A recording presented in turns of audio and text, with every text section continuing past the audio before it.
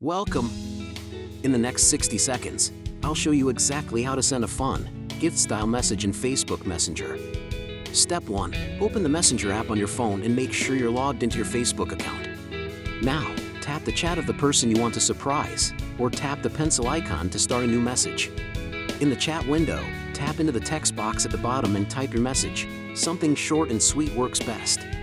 Next, look for the little smiley face or sticker icon next to the text box. That's where the fun starts. Tap that icon to open the panel for emojis, stickers, GIFs, and other effects we'll use for the gift-style message. On some versions of Messenger, you'll see an effects or sparkle icon. Tap that to open message effects. Look for a gift-style effect. This might show your text wrapped like a present, or inside an animated gift box. Tap the gift effect to preview how your message will look when it arrives in your friend's chat. If everything looks good, tap the blue send button.